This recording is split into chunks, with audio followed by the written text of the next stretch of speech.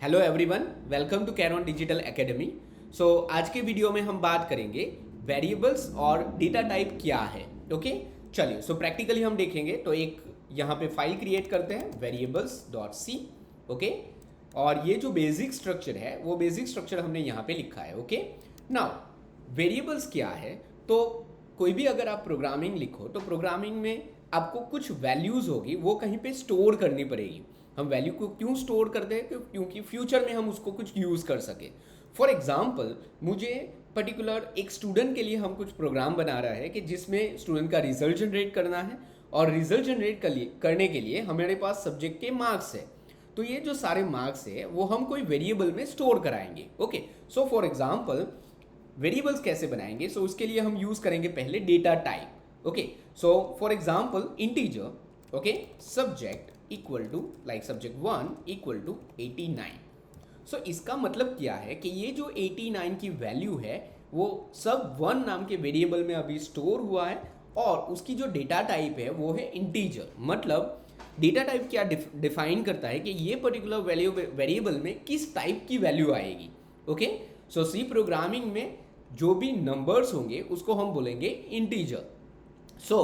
इसका मतलब ये है कि सब वन में अभी हम नंबर्स को स्टोर कराएंगे।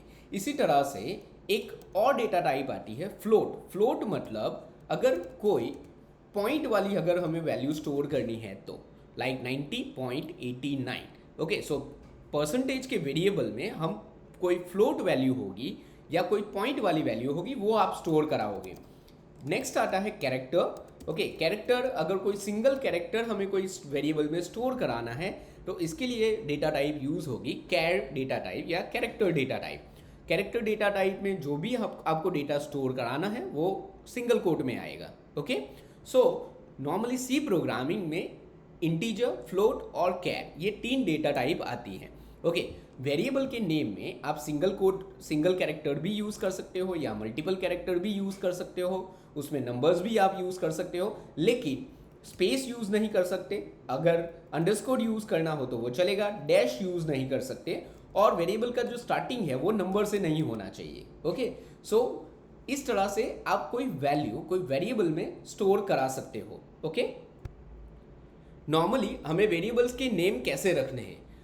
अगर आप कुछ प्रोफेशनल आईटी कंपनीज में काम कर रहे हो तो वेरिएबल का जो नेम है वो वेल डिफाइंड होना चाहिए। फॉर एग्जाम्पल, हम अगर कोई स्टूडेंट का एग्जाम का टोटल स्टोर करवा रहा है तो उसके लिए ऐसा नहीं है कि आप टी नाम का वेरिएबल यूज़ कर लो और उसके अंदर टोटल को स्टोर कर दो। ओके, उसके लिए आपको डिस्क्रिप्टिव नेम यूज़ करना है। फॉर एग्जाम्पल एग्जाम टोटल, इस तरह से आपको वेरिएबल के नेम देने हैं।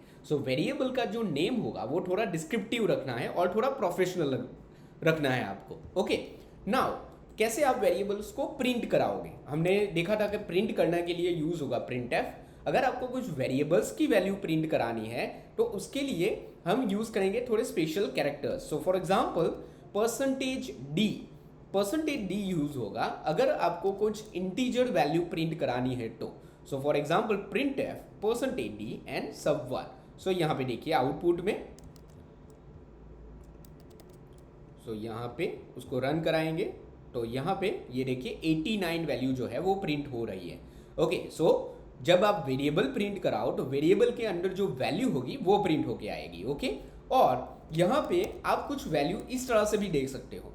लाइक टोटल इक्वल टू, ये डायरेक्टली प्रिंट होगा, और जैसे ही उसको कुछ परसेंटेज डी मिल रहा है तो वो परसेंटेज डी की जगह पे ये जो भी वेरिएबल है उसकी वैल्यू प्रिंट कर देगा। ओके, फॉर एग्जाम्पल फिर से रन कराते हैं तो ये देखिए टोटल और इक्वल टू सेम आया, और परसेंटेज डी की जगह पे सब्जेक्ट 1 का जो वैल्यू है वो प्रिंट हो रहा है। ओके, आप एक ही प्रिंट ऐप में मल्टीपल वैल्यू भी प्रिंट करवा सकते हो। Okay, n percentage equal to, और परसेंटेज जो है वो percentage f, because percentage f use होगा फ्लोट वैल्यू के लिए। इसमें क्या होगा, टोटल और इक्वल टू ये डायरेक्टली प्रिंट हो जाएगा। परसेंटेज डी में ये पहला फर्स्ट जो सब्जेक्ट 1 है उसकी वैल्यू प्रिंट करेगा, and P E R equal to ये भी डायरेक्टली प्रिंट होगा, और परसेंटेज एफ पे ये पी ई आर की वैल्यू जो है वो प्रिंट करके दे देगा। ओके, ये देखिए इस तरह से वैल्यूज प्रिंट होगी। अगर आपको कैरेक्टर भी प्रिंट कराना है, एंड नेम इज, ओके, तो उसके लिए यूज होगा percentage C. Okay, percentage C अगर हमें कोई कैरेक्टर प्रिंट करना है तो।